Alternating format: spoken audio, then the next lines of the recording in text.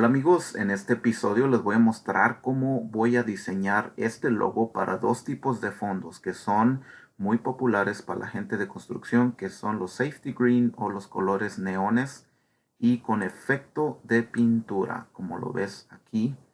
Y te voy a mostrar cómo hice el diseño utilizando nuestro software Design Frame. Y este otro te voy a mostrar cómo capturé el fondo metálico, como lo ves ahí dorado, y para un fondo oscuro.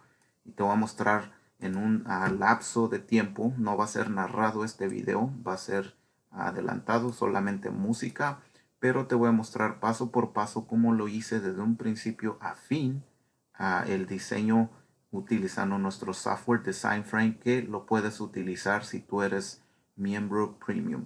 Así que comencemos con el video, y si te gusta, por favor no olvides darnos un like, compartir este video, y también si tienes dudas o preguntas o si ya eres un miembro actual y no sabías que puedes utilizar esta herramienta, ingresa a nuestra página web en www.stickeraficionados.com y busca el software de Design Frame. Así que comencemos con este video, y bonito y feliz fin de semana para todos ustedes.